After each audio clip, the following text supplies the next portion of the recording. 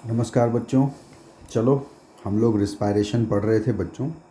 तो हम लोग रिस्पायरेशन में ब्रीदिंग इन प्लांट्स पढ़ लिए थे और रिस्पायरेशन की बेसिक डेफिनेशन पढ़ लिए थे। ठीक, अब रिस्पायरेशन में हम लोगों को बेसिकली एरोबिक रिस्पायरेशन और एनएरोबिक रिस्पायरेशन पढ़ना है, जिसमें हम लोग सबसे पहले एरोबिक रिस्पायरेशन के बारे में पढ़ेंगे।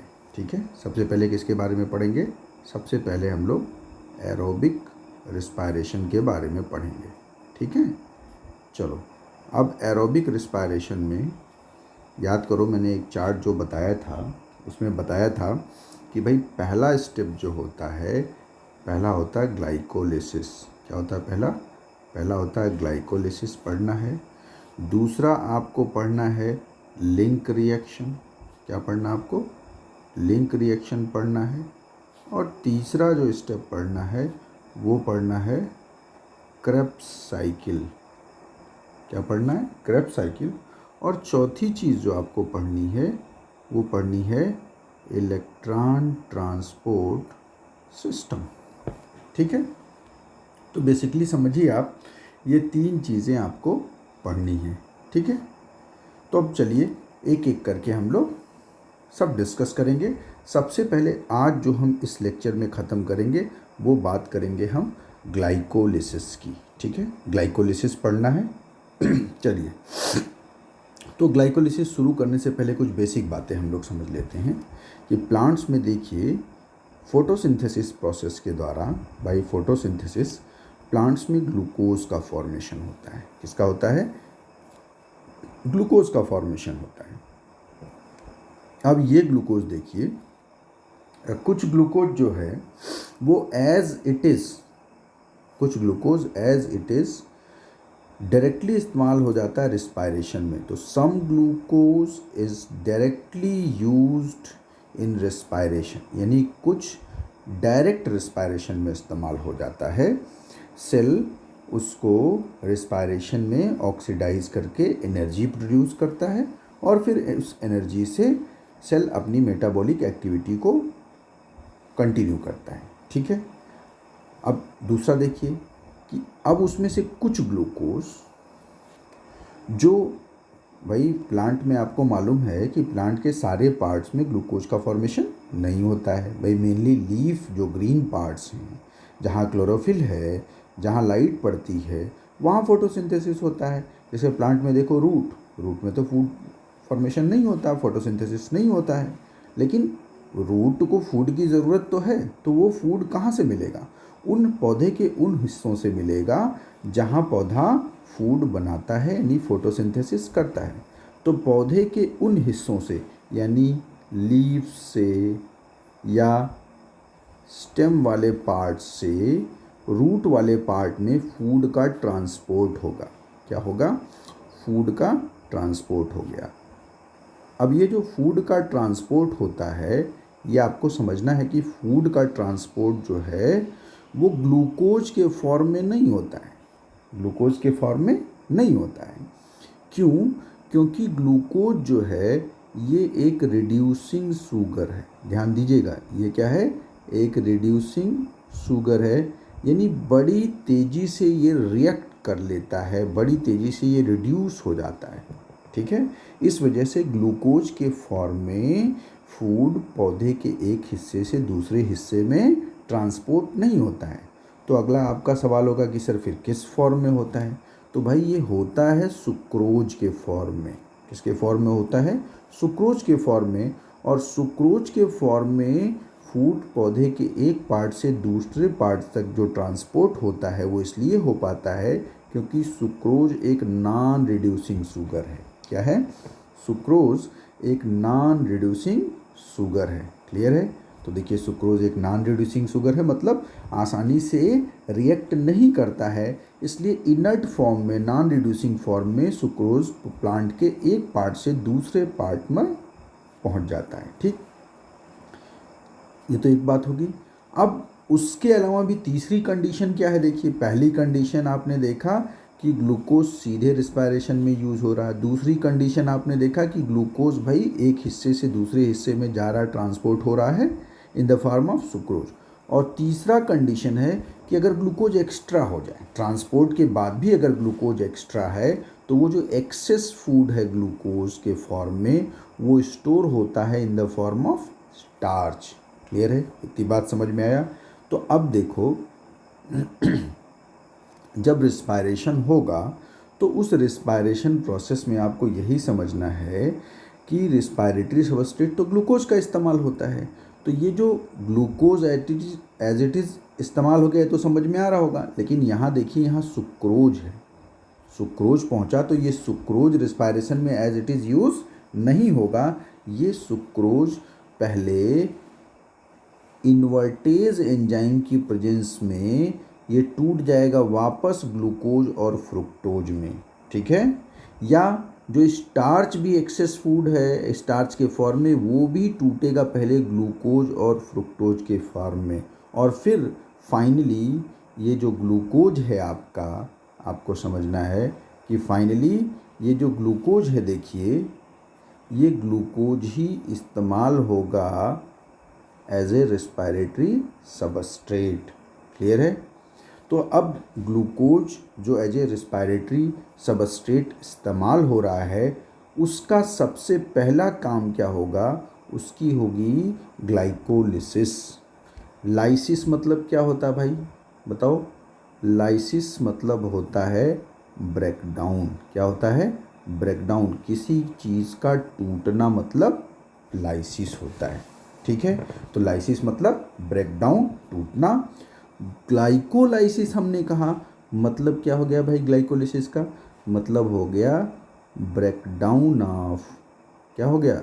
Breakdown of glucose. क्लियर है? यानी पहली चीज़ जो हमें पढ़नी है वो पढ़नी है ब्रेकडाउन ऑफ ग्लूकोज, जिसे हम कहते हैं ग्लाइकोलिसिस। ठीक है? चलिए, तो अब हम लोग ग्लाइकोलिसिस की बात करते हैं, जो पहला स्टेप है रिस्पायरेशन में, चाहे वो एरोबिक रिस्पायरेशन हो चाहे एनएरोबिक रिस्पायरेशन हो। ठीक है? अब बच्चों देखो, एक बात आपको समझना है कि इस ग्लाइकोलिसिस में बेसिकली ग्लूकोज जो है, जो कि एक 6 कार्बन कंपाउंड है। कितने कार्बन कंपाउंड है? एक 6 कार्बन कंपाउंड है। ये ग्लूकोज एक 3 कार्बन कंपाउंड में टूटता है। तो ग्लूकोज चूँकि एक 6 कार्बन कंपाउंड है, तो अगर एक 3 कार्बन कंपाउंड में टूटेगा तो कितना मॉलिक्यूल बनाएगा? डेफिनेटली 2 मॉलिक्यूल बनाएगा। यानी 3 कार्बन कंपाउंड का 2 मॉलिक्यूल बनाएगा। और वो 3 कार्बन कंपाउंड क्या होता है? Pyruvic acid. क्या होता है? Pyruvic acid.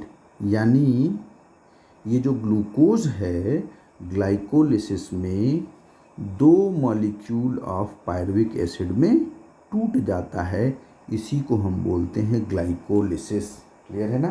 तो आपको जो यहाँ एक बात ध्यान रखनी है वो ये ध्यान रखनी है कि जो मैं आपको यहाँ बता रहा हूँ कि भाई ये जो ग्लूकोज है, जो कि एक 6 कार्बन कंपाउंड है, वो एक 3 कार्बन कंपाउंड पायरुविक एसिड में टूट जाता है। इसी को हम क्या बोलते हैं? इसी को बोलते हैं ग्लाइकोलिसिस। क्लियर है? लेकिन ये ग्लाइकोलिसिस जो एक स्टेप में हम कह रहे हैं कि ग्लाइकोलिसिस में एक ग्लूकोज, एक मॉलिक्यूल जो ग्लूकोज का है, ये 2 मॉलिक्यूल पायरुविक एसिड में टूट रहा है। 2 मॉलिक्यूल पायरुविक एसिड में टूट रहा है। वो एक स्टेप में नहीं होता है, ये 10 स्टेप में डिवाइडेड है, जिसे आपको याद करना है, मेमोराइज करना है। क्लियर है? जिसे आपको याद करना है, क्योंकि बीच के स्टेप्स बेस्ड क्वेश्चन भी पूछ लेता है। तो यहाँ थोड़ा सा भाई देखो, ये टेबल है, इस टेबल को आपको मेमोराइज करना पड़ेगा, इसमें कोई मदद नहीं की जा सकती। हाँ, ये है कि 2 बार 4 बार आप पढ़ोगे तो डेफिनेटली ये याद हो जाएगा। ठीक है? तो अब ये जो ग्लाइकोलिसिस है, जो कि रिस्पायरेशन में पहले हो रहा है, ये ग्लाइकोलिसिस बेसिकली कहाँ होता है भाई? ये होता है साइटोप्लाज्म में। कहाँ होता है? साइटोप्लाज्म में होता है। दूसरी बात कि ये जो ग्लाइकोलिसिस है, ये कॉमन होता है, यानी ये एरोबिक रिस्पायरेशन, यानी ये कॉमन फिनोमिना है। ध्यान रखिएगा, ये क्या है? कॉमन फिनोमेना है जो कि एरोबिक रिस्पायरेशन में भी होता है और एन एरोबिक में भी होता है। यानी एरोबिक में भी होगा ग्लाइकोलिसिस और एन एरोबिक रिस्पायरेशन में भी ग्लाइकोलिसिस होगा। दोनों में कॉमन है, इसीलिए देखिए हम ग्लाइकोलिसिस पहले पढ़ रहे हैं। और ग्लाइकोलिसिस का मतलब simply 1 molecule of glucose breaks down into 2 molecules of pyruvic acid. ठीक है, अब चलो सारे स्टेप्स को हम लोग एक एक करके देख लेते हैं। देखिए सबसे पहला जो स्टेप यहाँ होगा वो होगा जो ग्लूकोज है वो ग्लूकोज 6 फॉस्फेट में कन्वर्ट होता है। ठीक है, in presence of enzyme hexokinase, in presence of enzyme hexokinase. तो यहाँ ध्यान दो आप कि ग्लूकोज में एक फॉस्फेट ग्रुप लग रहा है। क्या लग रहा है? फॉस्फेट ग्रुप लग रहा है। तो उस फॉस्फेट ग्रुप को आप कह सकते हैं यहाँ जोड़ने के लिए फॉस्फेट ग्रुप चाहिए ना, तो वो फॉस्फेट ग्रुप देखो कहाँ से मिलता है। जब एटीपी का ब्रेकडाउन एडीपी और आईपी में होता है तो देखो यहाँ से एक फॉस्फेट ग्रुप ये जो निकला वही फॉस्फेट ग्रुप यहाँ ग्लूकोज के साथ जुड़ के ग्लूकोज 6 फॉस्फेट बना लेता है। क्लियर है? तो यानी पहला स्टेप ग्लूकोज एक एटीपी खर्च करके ग्लूकोज 6 फॉस्फेट में कन्वर्ट होता है in presence of enzyme hexokinase. ठीक है, दूसरे स्टेप में देखिए क्या होगा। दूसरे स्टेप में ये जो ग्लूकोज 6 फॉस्फेट है ये फर्दर हेक्सो आइसोमरेज एंजाइम में, आइसोमरेज जो आइसोमेराइजेशन में मदद कर रहा है यानी आइसोमर बनाएगा, जहाँ सिर्फ स्ट्रक्चरल चेंज हो रहा है, कोई केमिकल फार्मूला में चेंज नहीं होगा। यानी यहाँ ग्लूकोज 6 फॉस्फेट था, यहाँ बन गया फ्रुक्टोज 6 फॉस्फेट। यानी ग्लूकोज 6 फॉस्फेट और फ्रुक्टोज 6 फॉस्फेट दोनों का फार्मूला सेम है, हालांकि स्ट्रक्चरल रीअरेंजमेंट अलग होगा। इसलिए यहाँ जो एंजाइम इन्वॉल्व है वो याद करो हेक्सो आइसोमरेज, जो ग्लूकोज 6 फॉस्फेट का आइसोमर बना रहा है। क्या बन रहा है? बना रहा है आइसोमर बना रहा है, जिसका नाम फ्रुक्टोज 6 फॉस्फेट है। क्लियर है? अब देखिए नेक्स्ट स्टेप में क्या होगा भाई। ये जो आपका फ्रुक्टोज 6 फॉस्फेट है ये फिर से एक एटीपी देखिए खर्च कर रहा है, जिसमें से एक फॉस्फेट ग्रुप निकला और ये फॉस्फेट ग्रुप फिर से इस फ्रुक्टोज 6 फॉस्फेट में जुड़ गया, तो ये बन गया फ्रुक्टोज 1,6 डाई फॉस्फेट। ध्यान दो ये क्या बन गया? Diphosphate. Glucose 6 phosphate convert हुआ फ्रुक्टोज 6 फॉस्फेट में और फ्रुक्टोज 6 फॉस्फेट फिर एटीपी खर्च करके एक बन गया फ्रुक्टोज 1,6 डाई फॉस्फेट। क्लियर है? इतना बात समझ में आ गया। अब देखो नेक्स्ट स्टेप में क्या होगा भाई। ये जो आपका फ्रुक्टोज 1,6 डाई फॉस्फेट है ये एल्डोज एंजाइम की प्रेजेंस में, अच्छा यहाँ देखो एंजाइम कौन सा इन्वॉल्व है भाई, फ्रुक्टोज 6 फॉस्फेट। जब फ्रुक्टोज 1,6 डाई फॉस्फेट में कन्वर्ट हो रहा है तो यहाँ जो एंजाइम इन्वॉल्व होता है वो है फॉस्फोफ्रुक्टोकाइनेज। और देखो यहाँ सब में मैग्नीशियम +2 इसलिए लिखा गया है क्योंकि magnesium +2 ion generally as a cofactor involve होता है इन एंजाइम्स के एक्टिविटी के लिए। ठीक है, तो एज ए फैक्ट इसे याद करना है। सारे एंजाइम आप स्टेप वाइज अगर देखोगे तो कहीं ना कहीं कनेक्टेड है, नाम याद हो जाएंगे आपको। ठीक है, वरना आप एंजाइम को पहले स्किप करो, पहले आप मेन कौन से कंपोनेंट्स बन रहे हैं वो याद रखो, फिर एंजाइम को नेक्स्ट स्टेप में 2 स्टेप में याद करना इसे। ठीक है, तो आपने देखा भाई कि सबसे पहले क्या हुआ। सबसे पहले ग्लूकोज एक एटीपी खर्च करके ग्लूकोज 6 फॉस्फेट में कन्वर्ट हुआ। ग्लूकोज 6 फॉस्फेट आइसोमर में दूसरे अपने एक आइसोमर में कन्वर्ट होता है यानी फ्रुक्टोज 6 फॉस्फेट में कन्वर्ट होता है और फिर फ्रुक्टोज 6 फॉस्फेट एक एटीपी खर्च करके फ्रुक्टोज 1,6 डाई फॉस्फेट में कन्वर्ट होता है। क्लियर है? यानी पहले स्टेप में आप यहाँ तक को याद कर लो, यहाँ तक आप इसको याद कर लो। पहला स्टेप ये समझ लीजिए आपकी पहले स्टेप में आप यहाँ तक याद कर लीजिए। क्लियर है? इतना बात अगर समझ में आ गया हो तो आगे बढ़े हम। अब देखो ये आप फर्स्ट स्टेप में याद करना है। फर्स्ट स्टेप में कैसे याद करना है कि ग्लूकोज पहले ग्लूकोज 6 फॉस्फेट में कन्वर्ट होगा, फिर ग्लूकोज 6 फॉस्फेट फ्रुक्टोज 6 फॉस्फेट में कन्वर्ट होगा और फ्रुक्टोज 6 फॉस्फेट फ्रुक्टोज 1,6 डाईफॉस्फेट में कन्वर्ट होगा। दो जगह देखो फॉस्फेट ग्रुप जुड़ रहा है, एक यहाँ फॉस्फेट ग्रुप जुड़ रहा है, दूसरा यहाँ एक एक्स्ट्रा फॉस्फेट ग्रुप जुड़ रहा है, इसलिए 2 ATP हमें खर्च करना पड़ेगा। यानी 2 ATP खर्च करके हमने 2 बार क्या कराया, फॉस्फोराइलेशन कराया। क्या कराया हमने, फॉस्फोराइलेशन। फॉस्फोराइलेशन मतलब क्या होता है भाई, एडिशन ऑफ फॉस्फेट ग्रुप। क्या हुआ, एडिशन ऑफ फॉस्फेट ग्रुप को हम क्या कहते हैं, फॉस्फोराइलेशन। ठीक है, तो आप देखिए यहाँ आपको दिख रहा है कि फॉस्फेट ग्रुप यहाँ जुड़ रहा है तो इसलिए ATP खर्च हुआ। फॉस्फेट ग्रुप यहाँ भाई फॉस्फेट था, यहाँ डाईफॉस्फेट हो गया, यानी एक फॉस्फेट जुड़ रहा है तो फिर ATP खर्च हुआ। क्लियर है।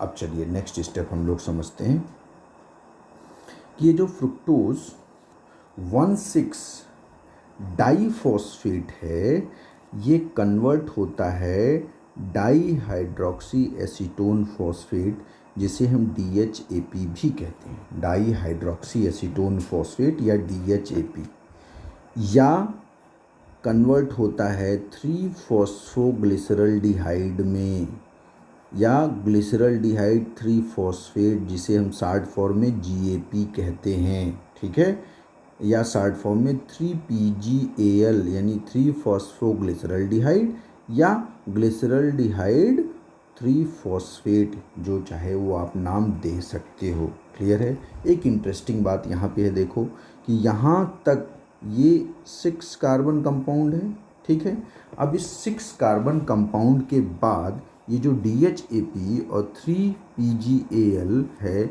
ये दोनों ही 3 कार्बन कंपाउंड है। क्या है ये, 3 कार्बन कंपाउंड है। क्लियर है।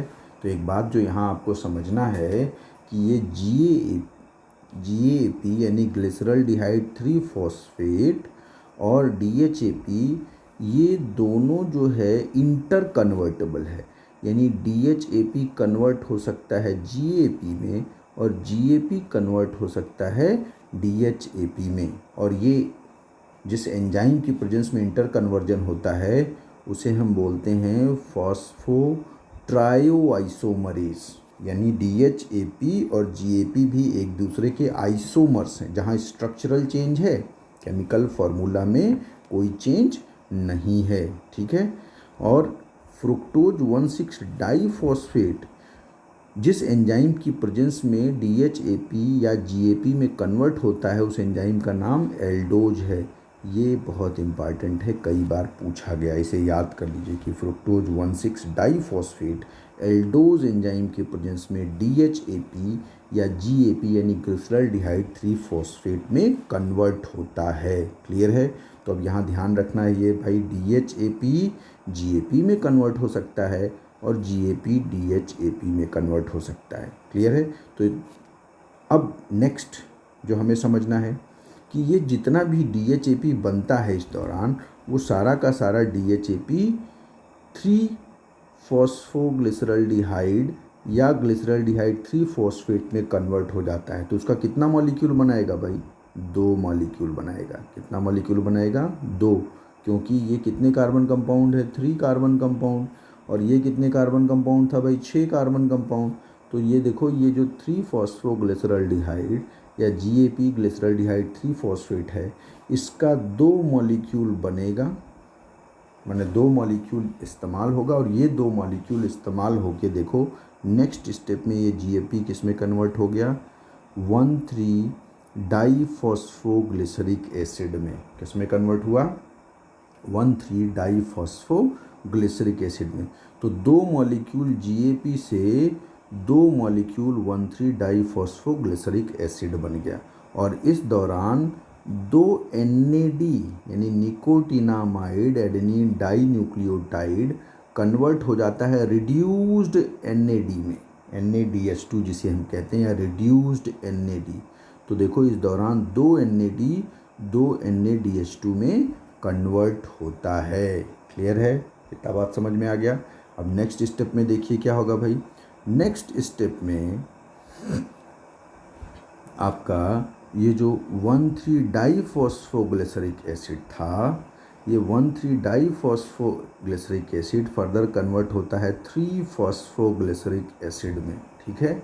और ये जो 3 फॉस्फोग्लिसरिक एसिड है, इस कन्वर्जन के दौरान आप देखो जो ADP है, इस ADP से फॉस्फेट ग्रुप जुड़ के क्या बन जा रहा है, ATP बनता है। यानी दो मॉलिक्यूल, ध्यान दो, दो मॉलिक्यूल 1,3 डाईफॉस्फोग्लिसरिक एसिड को दो मॉलिक्यूल 3 फॉस्फोग्लिसरिक एसिड में कन्वर्ट करने के लिए आपको 2 ADP में 2 IP जोड़ के 2 ATP बनता है। क्लियर है? तो आपको यहाँ समझ में आ रहा होगा कि भाई इस स्टेप में 2 ATP का फॉर्मेशन हो रहा है। क्लियर है? हो रहा है ना। और यहाँ जो ATP बन रहा है वो ATP, ध्यान दो, बन रहा है एडिशन ऑफ जो फॉस्फेट ग्रुप हो रहा है by substrate level phosphorylation, by substrate level phosphorylation. ठीक है क्या भाई? अगर फोटोसिंथेसिस वाला मेरा वीडियो लेक्चर देखे होगे तो वहाँ मैंने बताया था कि जो फॉस्फोराइलेशन होता है जनरली 3 तरह का होता है। एक होता है ऑक्सीडेटिव फॉस्फोराइलेशन। क्या होता है? ऑक्सीडेटिव फॉस्फोराइलेशन, ठीक है, फॉस्फोराइलेशन। और एक होता है फोटोफॉस्फोराइलेशन, फोटोफॉस्फोराइलेशन। याद करिए, मैंने फोटोसिंथेसिस वाले लेक्चर में बहुत क्लियर कट बताया है, आप पीछे जाके लेक्चर देख सकते हैं, फिर से एक बार बता दे रहे हैं। यानी फॉस्फोराइलेशन 3 टाइप का है, सबस्ट्रेट लेवल फॉस्फोराइलेशन या फोटोफॉस्फोराइलेशन या ऑक्सीडेटिव फॉस्फोराइलेशन। फोटोफॉस्फोराइलेशन जो देख रहे हो ये पहली बात तो समझो, फॉस्फोराइलेशन मतलब addition of phosphate group. Addition of phosphate group यानी ADP में एक जब फॉस्फेट ग्रुप हम जोड़ते हैं, एडिशन ऑफ फॉस्फेट ग्रुप करते हैं और बनता है ATP, तो इसी को बोलते हैं हम फॉस्फोराइलेशन। क्या बोलते हैं? फॉस्फोराइलेशन। अब अगर इस ADP से IP जोड़ने के लिए एनर्जी जो देनी होती है, अगर वो लाइट एनर्जी हम देते हैं, यानी लाइट एनर्जी का इस्तेमाल करके अगर ये फॉस्फेट ग्रुप ADP में जुड़ के ATP बना रहा है तो उसे फोटोफॉस्फोराइलेशन कहते हैं, जो फोटोसिंथेसिस के दौरान होता है। ठीक। ऑक्सीडेटिव फॉस्फोराइलेशन रिस्पायरेशन में अभी आगे इलेक्ट्रॉन ट्रांसपोर्ट चेन में पढ़ेंगे, जहाँ यहाँ जो एनर्जी लाइट से मिल रही है वो लाइट की बजाय किससे मिलेगी? ऑक्सीडेशन प्रोसेस से। किससे मिलेगी? अगर एनर्जी ADP में IP जोड़ने के लिए ऑक्सीडेशन प्रोसेस से मिले तो उसे हम बोलेंगे ऑक्सीडेटिव फॉस्फोराइलेशन। और ये जो तीसरा है सबस्ट्रेट लेवल फॉस्फोराइलेशन, देखो यहाँ कोई ऑक्सीडेशन नहीं हो रहा है, यहाँ सिंपली क्या हुआ कि 1,3 डाईफॉस्फोग्लिसरिक एसिड जिसमें 2 फॉस्फेट ग्रुप है, देखो 2 IP है, और यहाँ है 3 फॉस्फोग्लिसरिक एसिड, यहाँ सिर्फ क्या है? 1 IP, 1 फॉस्फेट ग्रुप है। इसका मतलब कि जब ये 1,3 डाईफॉस्फोग्लिसरिक एसिड 3 फॉस्फोग्लिसरिक एसिड में कन्वर्ट होगा तो एक फॉस्फेट ग्रुप निकलेगा और वही फॉस्फेट ग्रुप ADP के साथ जुड़ के क्या बना लेगा? ATP बना लेगा। इसीलिए हम इसे क्या कहते हैं? Substrate level phosphorylation. क्या कहते हैं? Substrate level phosphorylation. यानी यहाँ फॉस्फोराइलेशन के लिए ना तो एनर्जी लाइट से मिल रही है, फोटो से मिल रही है, ना ही ऑक्सीडेशन प्रोसेस से मिल रही है, इसलिए हम इसे क्या कहेंगे? Substrate level phosphorylation. बहुत पूछता है कि ग्लाइकोलिसिस के दौरान जो फॉस्फोराइलेशन यानी एडिशन ऑफ फॉस्फेट ग्रुप हो रहा है ADP में, जो फॉस्फोराइलेशन यानी एडिशन ऑफ फॉस्फेट ग्रुप हो रहा है वो कैसे बनता है? तो वो बनता है, यहाँ जो ATP बन रहा है वो बनता है कैसे? By substrate level phosphorylation. याद कर लीजिए, बाई सबस्ट्रेट लेवल फॉस्फोराइलेशन।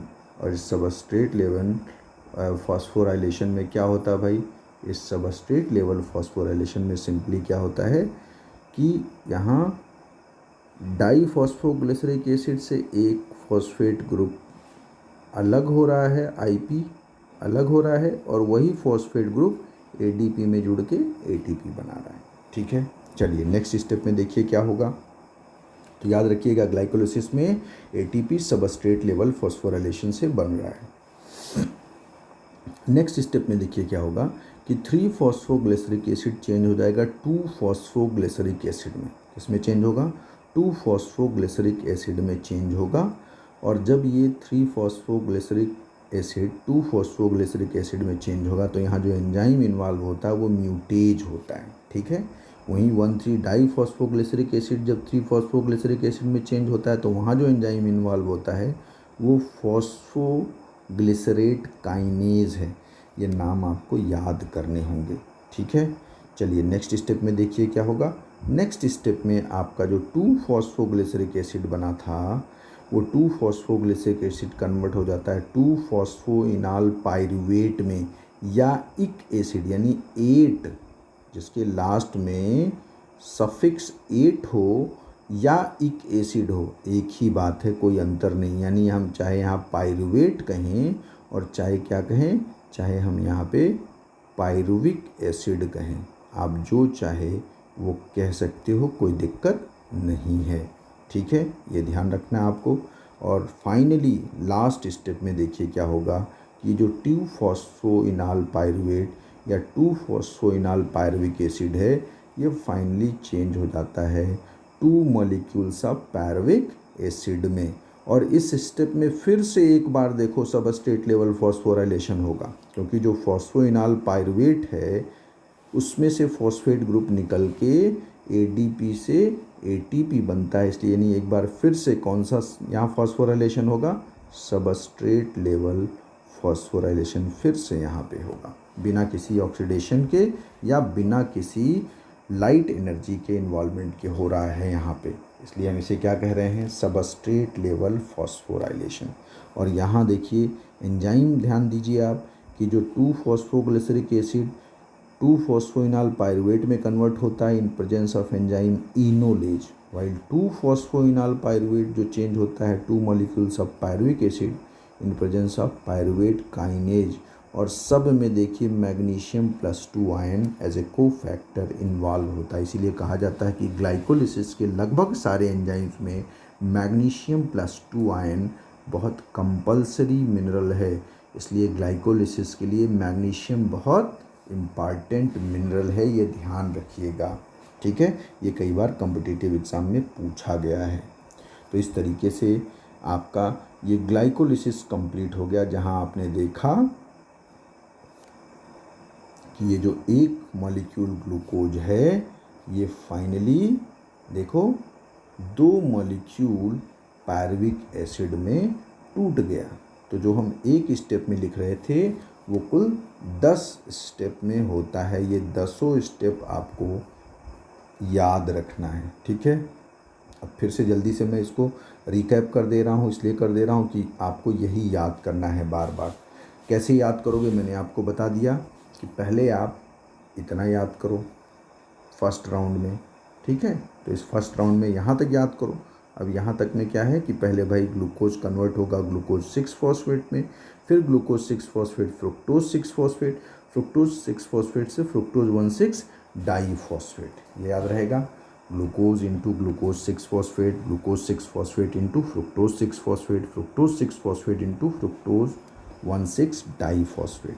अब नेक्स्ट स्टेप में देखो, याद रखो ये जो फ्रुक्टोज 1,6 डाईफॉस्फेट है ये DHAP या GAP में कन्वर्ट होता है, इसको याद कर लो। ठीक, अब ये जो DHAP और GAP है ये इंटर कन्वर्टेबल है, यानी DHAP GAP में कन्वर्ट हो सकता है और GAP DHAP में कन्वर्ट हो सकता है। फाइनली ये जो GAP है ग्लिसरॉल्डिहाइड 3 फॉस्फेट या 3 फॉस्फोग्लिसरॉल्डिहाइड ये कन्वर्ट होता है 1,3 डाईफॉस्फोग्लिसरिक एसिड में, जहाँ 2 NADH2 का फॉर्मेशन होता है। ठीक है, तो यहाँ एक और बात बड़ी इंटरेस्टिंग है कि याद करो फोटोसिंथेसिस मैंने 3 फॉस्फोग्लिसरॉल्डिहाइड बताया था, ग्लाइकोलेट रिवर्सल याद करो। ग्लाइकोलेट रिवर्सल कैल्विन साइकिल में हमने पढ़ा था, तो उस कैल्विन साइकिल में भी 3 PGL का इस्तेमाल हुआ है और यहाँ भी देखो 3 PGL है, यानी ये जो PGAL 3-फॉस्फोग्लिसरल्डिहाइड है ये connecting link between photosynthesis and respiration कहलाता है, क्योंकि ये फोटोसिंथेसिस में भी बना था और रिस्पायरेशन में भी बन रहा है। देखिए फोटोसिंथेसिस में भी बना था और रिस्पायरेशन में भी बन रहा है। क्लियर है? इसलिए हम इसे 3 PGL को connecting link between respiration and photosynthesis कहते हैं। ये बहुत इंपॉर्टेंट पॉइंट है। ठीक है, फिर आपको क्या याद रखना भाई कि ये जो 3-फॉस्फोग्लिसरल्डिहाइड है ये कन्वर्ट होता है 1,3-डाईफॉस्फोग्लिसरिक एसिड में, और 1,3-डाईफॉस्फोग्लिसरिक एसिड कन्वर्ट होता है 3-फॉस्फोग्लिसरिक एसिड में, और ये 3-फॉस्फोग्लिसरिक एसिड कन्वर्ट होता है 2-फॉस्फोग्लिसरिक एसिड में, और 2-फॉस्फोग्लिसरिक एसिड कन्वर्ट होता है किसमें? फॉस्फोइनाल पायरुवेट या फॉस्फोइनाल पायरुविक एसिड में, और फाइनली 2 मॉलिक्यूल्स ऑफ पायरुवेट या 2 मॉलिक्यूल्स ऑफ पायरुविक एसिड का फॉर्मेशन हो जाता है by breakdown of 1 glucose molecule. यही आपका कंप्लीट ग्लाइकोलिसिस हो गया। ठीक है, अब जो मैं आपको आगे बताऊंगा वो सिर्फ इसके पॉइंट्स जो क्वेश्चन के फॉर्म में आए हैं, कुछ फैक्ट्स एंड फिगर, वो आपको याद रखना है। ठीक है, बाकी ग्लाइकोलिसिस सिर्फ इतना ही है।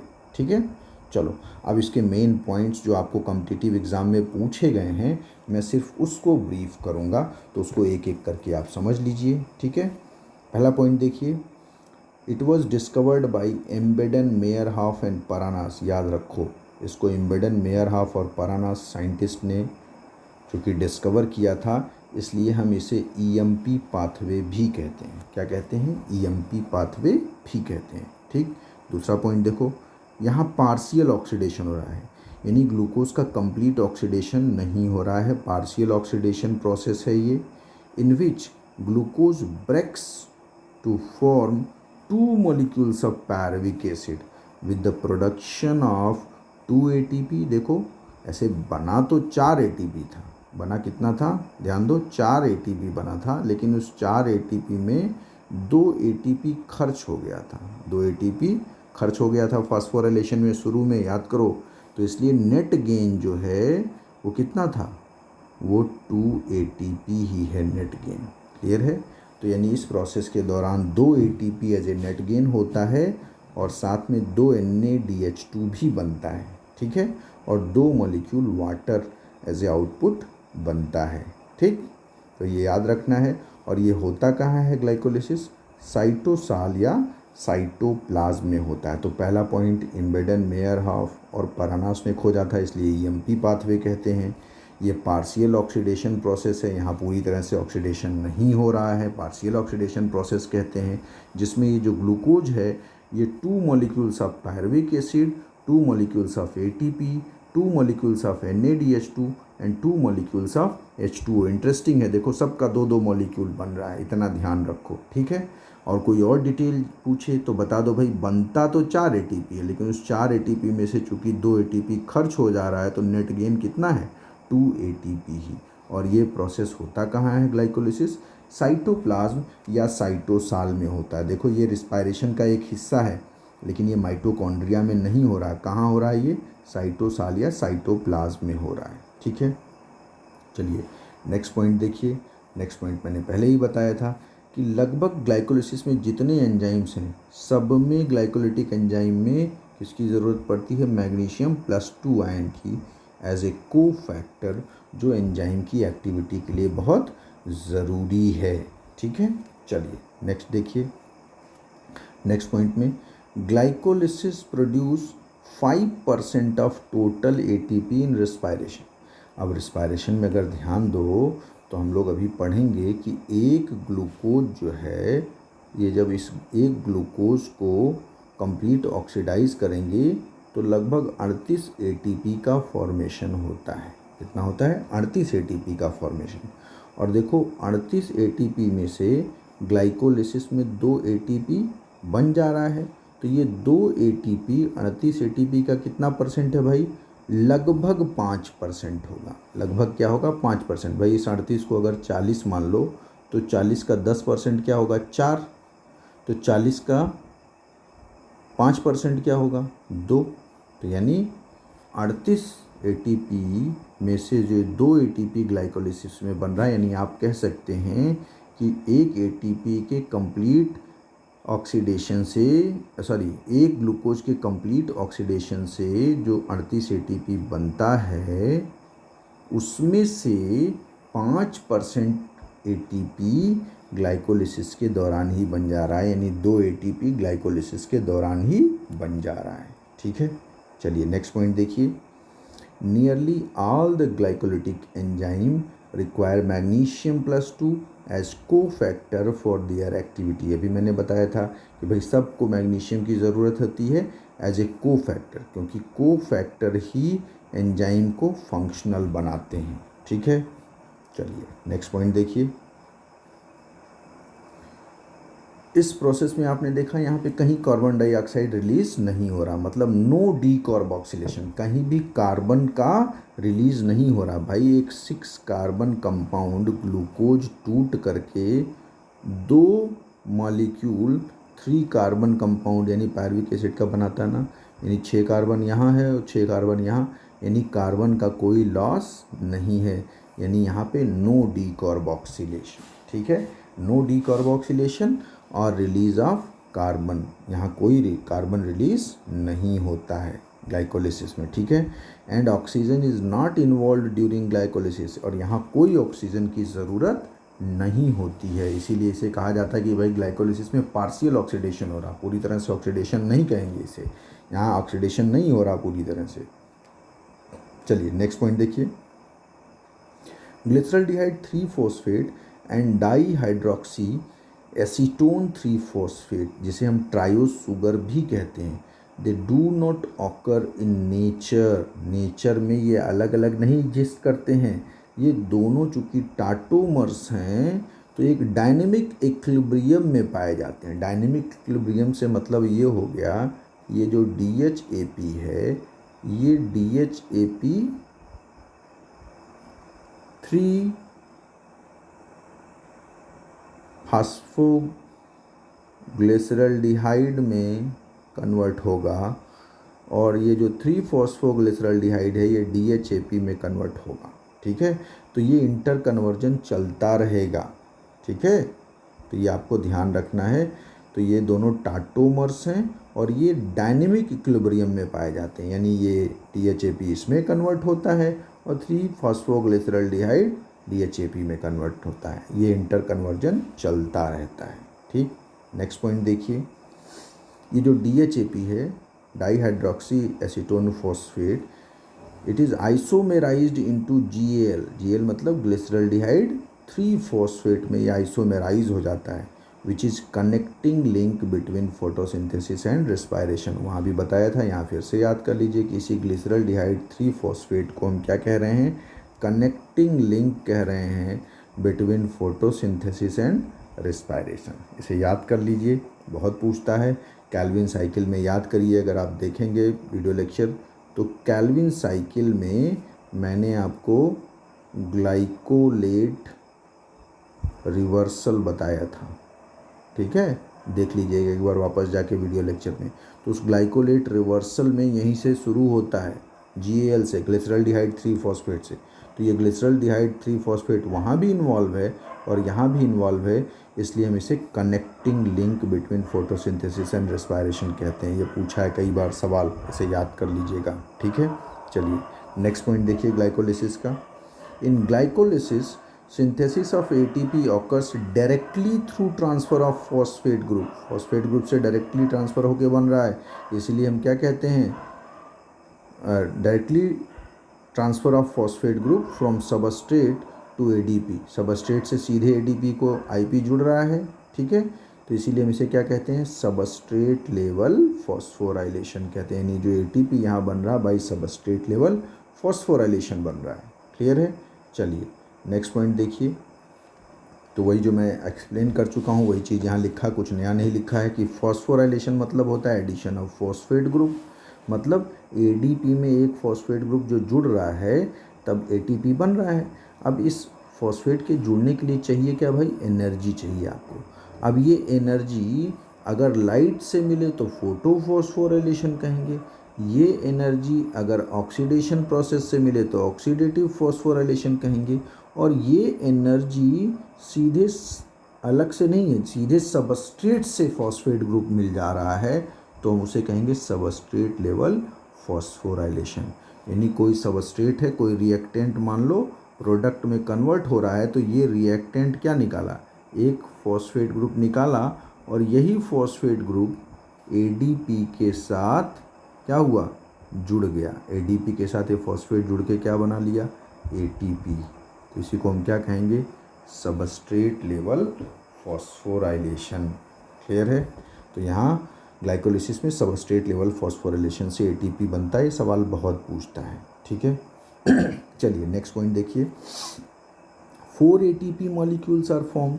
यहाँ देखिए 4 ATP बन रहा है, but out of which 2 ATP are consumed. Phosphorylation में देखिए शुरू में ही 2 ATP कंज्यूम हो रहा है कि नहीं, दोनों फॉस्फोराइलेशन में, ग्लूकोज से ग्लूकोज 6 फॉस्फेट हो रहा है ना, और फ्रुक्टोज 6 फॉस्फेट से फ्रुक्टोज 1,6 डाईफॉस्फेट, तो दोनों स्टेप में एक एक ATP खर्च हो रहा, मतलब 2 ATP कंज्यूम हो गया।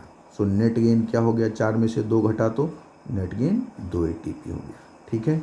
सिमिलरली एक और फैक्ट आपको ध्यान रखना है कि 4 water molecules are formed and 2 water molecules are consumed.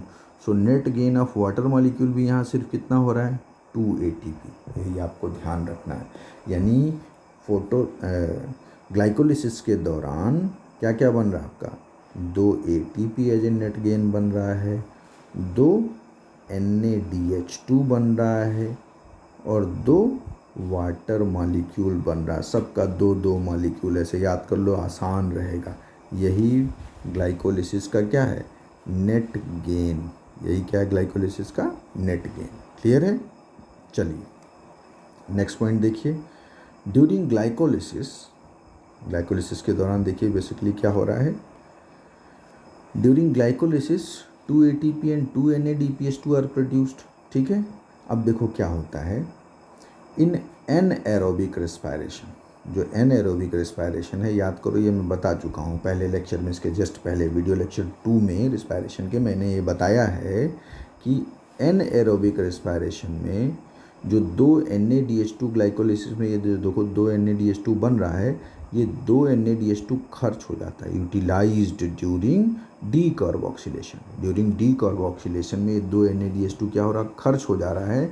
तो एनएरोबिक रेस्पायरेशन में जो नेट गेन है वो सिर्फ कितना होगा, सिर्फ 2 ATP होगा, क्योंकि 2 ATP 2 NADPH2 बना तो, लेकिन 2 NADH2 क्या हो गया, खर्च हो गया। ठीक है, क्लियर है। जबकि वहीं एरोबिक रेस्पायरेशन में देखो क्या होता है, एरोबिक रेस्पायरेशन में 2 NADH2 खर्च नहीं होता है, और ये 2 NADH2 जब माइटोकॉन्ड्रिया के अंदर इलेक्ट्रॉन ट्रांसपोर्ट सिस्टम में इन्वॉल्व होता है तो 2 NADH2 से 6 ATP बनता है। यानी एक NADH2 से 2 ATP का फॉर्मेशन होता है, लेकिन ये 3 ATP का फॉर्मेशन होता है। तो 3 ATP बनने के लिए आपको ज़रूरी क्या है, इलेक्ट्रॉन ट्रांसपोर्ट सिस्टम माइटोकॉन्ड्रिया में। क्लियर है। यानी एरोबिक रेस्पायरेशन में 2 NADH2 से भी 6 ATP बन रहा है, तो टोटल कितना ATP हो गया, 2 ATP यहाँ और 6 ATP यहाँ, तो टोटल 8 ATP का फॉर्मेशन होता है ड्यूरिंग एरोबिक ग्लाइकोलिसिस।